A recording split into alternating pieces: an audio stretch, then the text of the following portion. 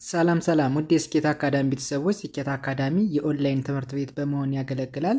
ትምህርቶችን በኦንላይን እናስተምራለን። በኢሞ፣ በቴሌግራም፣ በዋትሳፕ፣ በሌሎችም የሚዲያ አማራጮች እያስተማርን እንገኛለን። ለመማር የምትፈልጉ ቤተሰቦቻችን ቪዲዮ ላይ ባስቀመጥነው ስልክ ወይም ሊንኮቻችንን በመጠቀም ሀሎ ይበሉን፣ ይደውሉልን።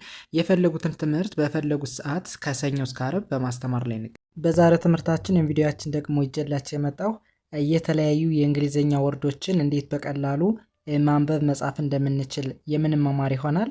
እንግዲህ ከዚህ በፊት የተለያዩ የእንግሊዝኛ ንግግሮችን በስፋት ስናይ ነበረ። ዛሬ ደግሞ ወርዶችን እንዴት እናያቸዋለን። አሁን ትልቁ ነገር ወርዶችን ማወቃችን ወይም ደግሞ ቃላትን በእንግሊዝኛ የተጻፉ ቃላትን በአማርኛ ምን ማለት እንደሆኑ ማወቅ የሚጠቅመን ነገር ምኑ ላይ ነው? እንግሊዝኛን ለመናገር ስንፈልግ ማለት ነው። እንግዲህ አረፍተ ነገር ማለት የቃላት ጥርቅም ነው።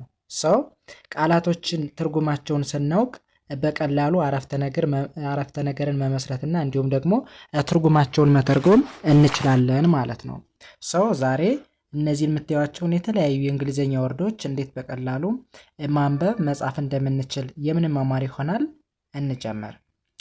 ኦኬ፣ ከመጀመሪያው ስንሄድ መጀመሪያ የምናየው የእንግሊዝኛ አረፍተ ነገር ምን ይላል፣ እንዴት በቀላሉ ማንበብ እንችላለን የሚለውን ስናይ ከኛ የሚጠበቀው ሁሌም እንደምላችሁ ድምጾችን ማወቅ ነው። የአናባቢና የተነባቢ ድምጾችን ማወቅ ከቻለን በቀላሉ ማንበብ እንችላለን ማለት ነው። ሰው አሁን ይህንን ወርድ እንዴት በቀላሉ ላንበው የሚለውን ነገር ስናይ የመጀመሪያዋ ታነባቢ ነች፣ ሁለተኛዋ ሌተር አናባቢ ነች።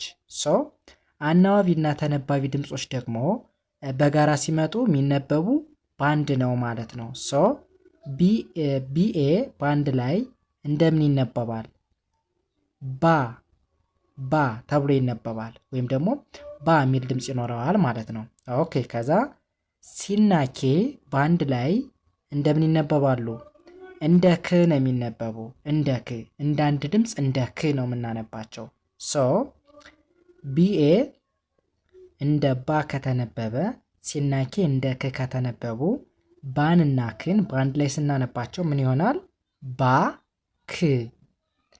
ባክ፣ ባክ ተብሎ ይነበባል። ኦኬ፣ ባክ ማለት ምን ማለት ነው? በአማርኛው የሚለውን ነገር ስናይ ባክ ማለት መመለስ ማለት ነው። መመለስ። ኦኬ፣ ወደ ሁለተኛው ስንሄድ ሁለተኛውስ ምን ይላል? ኤፍኦ በአንድ ላይ እንደ ፎ ይነበባል። እንደ ፎ። ኦ ሳይለንት ነች ወይም ደግሞ አትነበብም። ለምን? ሁለት ተነባቢዎች በተከታታይ ሲመጡ የመጀመሪያው ስትነበብ ሁለተኛው ስለማይነበብ ማለት ነው። ኦን እናልፍና ዲን እንደ ድ እናነባለን። በአንድ ላይ ሲነበብ ፉድ ብለን እናነባዋለን። በአማርኛው ምግብ ማለት ነው። ምግብ። ኦኬ፣ ወደ ሶስተኛው ስንሄድ ሶስተኛውስ ምን ይላል? እሺ፣ ኤችኦ እንደምን ይነበባል? እንደ ሆ። ኤም እንደ ም ይነበባል። እንደ ም። ይህ ሳይለንት ነች ወይም ደግሞ አትነበብም። ሆንና ምን በአንድ ላይ ስናነባቸው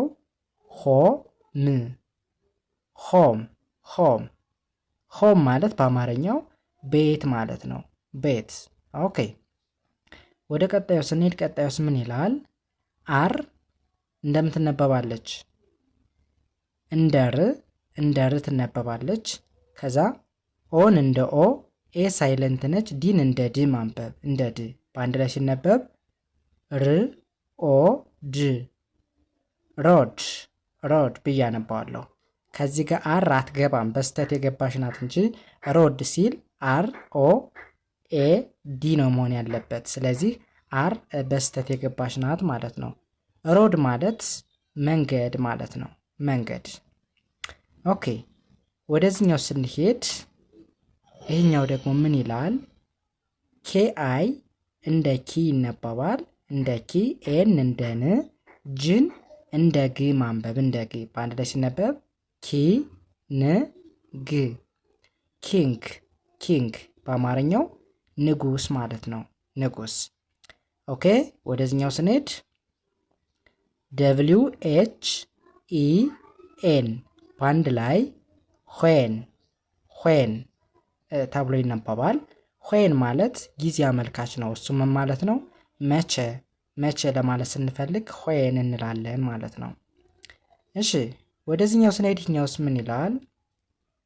ኤል አይ ላይ ብለን እናነባዋለን። ላይ ከዛ ኬን እንደ ክ ማንበብ ኢ ሳይለንት ነች። በአንድ ላይ ሲነበብ ላይ እክ ላይክ ላይክ ላይክ ማለት በአማርኛው መውደድ እንደማለት ነው። መውደድ።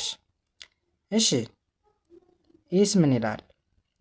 ኤፍ ኤ እንደ ፋ፣ ኤም ኢ እንደ ሚ፣ ኤል ዋይ እንደ ሊ ይነበባል። በአንድ ላይ ሲነበብ ፋ ሚ ሊ ፋሚሊ ፋሚሊ በአማርኛው ቤተሰብ ቤተሰብ ማለት ነው።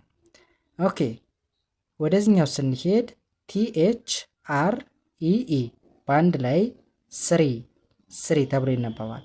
ስሪ ማለት በአማርኛው ሶስት ማለት ነው። ሶስት። ይህን በዚህ ካየን ወደ ቀጣዩ ስንሄድ ቀጣዩስ ምን ይላል? አርኢ እንደ ሪ ይነበባል። ዲ እንደ ድ በአንድ ላይ ሪድ ሬድ ሬድ ምን ማለት ነው? ሪድ ማለት ቀይ ማለት ነው። ቀይ ከዚህ ጋር ማንበብ ነው የተባለው። በድጋሚ በስተት የተጻፈ ነው። በጣም ይቅርታ። ማንበብ ሳይሆን ሪድ ማለት ቀይ ማለት ነው። ሪድ ማለት ቀይ። ስለዚህ ማንበብ በሚለው ፈንታ ቀይ ብለን እንታከዋለን ማለት ነው። ምክንያቱም ሬድ ማለት ማንበብ ሳይሆን ቀይ ማለት ነው። ቀይ ቀይ ቀለም እንደማለት ነው። ከዚህ ጋር ለምሳሌ የምናየው ይሄ በቀይ የተጻፈ ነው አይደለ? ስለዚህ ሪድ ማለት ቀይ እንደማለት ነው እንጂ ማንበብ አይደለም ማለት ነው። ኦኬ ወደ ሁለተኛው ስንሄድ ሁለተኛውስ ምን ይላል? ዲኤ እንደ ዳ ይነበባል። ኤን እንደ ን፣ ሲ እንደ ስ። ይህ ምንድነች? ሳይለንት ነች ወይም ደግሞ አትነበብም። በአንድ ላይ ዳ ን ስ ዳንስ ዳንስ በአማርኛው ጭፈራ ጭፈራ ማለት ነው። ኦኬ ወደዚህኛው ስንሄድ ኢኤኤስቲ በአንድ ላይ ኢስት ኢስት ብለን እናነባዋለን። ኢስት ማለት ከአራቱ አቅጣጫዎች አንዱ ነው። ኢስት ማለት ምስራቅ ማለት ነው። ምስራቅ። ኦኬ ወደዚህኛው ስንሄድኛውስ ምን ይላል? ቲኤች ዋይ በአንድ ላይ ዘይ ዘይ ብለን እናነባዋለን። ዘይ ማለት እነሱ እነሱ ሁለትና ከዛ በላይ ለሆነ ነገር ዘይን እንጠቀማለን። ሰው ዘይ ማለት እነሱ ማለት ነው። እሺ ወደዚህኛው ስንሄድኛውስ ምን ይላል? ይሄኛው ደግሞ ኪፕ ኪፕ ኪፕ በአማርኛው መጠበቅ መጠበቅ ማለት ነው። ኦኬ ወደዚህኛው ስንሄድኛውስ ምን ይላል? ጉድ ጉድ ጉድ ጉድ ማለት ጥሩ ጥሩ ማለት ነው። እሺ ወደዚህኛው ስንሄድኛውስ ምን ይላል? ይሄኛው ደግሞ ላቭ ላቭ ላቭ በአማርኛው መውደድ መውደድ ማለት ነው። እሺ ወደዚህኛው ስንሄድ እኛውስ ምን ይላል? እኛው ደግሞ ላተር ላተር ላተር ማለት ነው መጨረሻ መጨረሻ ማለት ነው። ኦኬ ወደዚህኛው ስንሄድ እኛውስ ምን ይላል? ዳታ ዳታ ዳታ በአማርኛው መረጃ ማለት ነው መረጃ። ኦኬ ወደዚህኛው ስንሄድ እኛውስ ምን ይላል? እሺ ፋስት ፋስት ፋስት በአማርኛው ፈጣን ማለት ነው ፈጣን። ኦኬ ወደ ሁለተኛው ስንሄድ ሁለተኛውስ ምን ይላል? ሁለተኛው ደግሞ ዳይ ዳይ በአማርኛው ቀን ማለት ነው ቀን። ኦኬ ወደዚህኛው ስንሄድ እኛውስ ምን ይላል? እኛው ደግሞ ጌም ጌም በአማርኛው ማለት ነው ጨዋታ ማለት ነው ጨዋታ። ኦኬ ወደዚህኛው ስንሄድ እኛው ደግሞ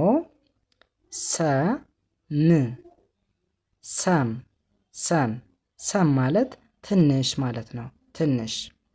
እሺ ይሄኛውስ ምን ይላል? ይሄኛው ደግሞ ይሄኛው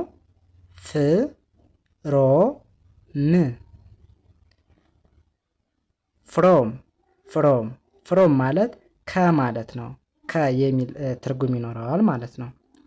እሺ ይሄኛውስ ምን ይላል? ይሄኛው ደግሞ ሾው ሾው ሾው ማለት ማሳየት ማሳየት ማለት ነው። ኦኬ ይሄኛው ደግሞ ኦኤፍኤፍ በአንድ ላይ ምን ብለን እናነበው? ኦፍ ኦፍ ብለን እናነባዋለን። ኦፍ ማለት ዝግ እንደማለት ነው። ዝግ ወይም ደግሞ የተዘጋ። ኦኬ ይህስ ይሄኛው ደግሞ ሎስት ሎስት ሎስት በአማርኛው ኪሳራ ወይም ደግሞ መክሰር እንደማለት ነው። የመጨረሻው ምን ይላል? WHAT በአንድ ላይ ምን ተብሎ ይነበባል? ዋት ዋት ዋት ማለት ምን ማለት ነው? ምን እንደማለት ነው። ምን። ኦኬ እንደዚህ እያደረገን በቀላሉ ማንበብ በአማርኛውም ትርጉማቸውን ማወቅ እንችላለን ማለት ነው። እንግዲህ የዛሬ ትምህርታችን የቪዲዮአችን ይህንን ይመስል ነበር። ቀጣይ በሌላ ትምህርት ወይም ቪዲዮ እስከምንገናኝ በያላችሁበት መልካም ጊዜ ተመኘው። ሰናይ ጊዜ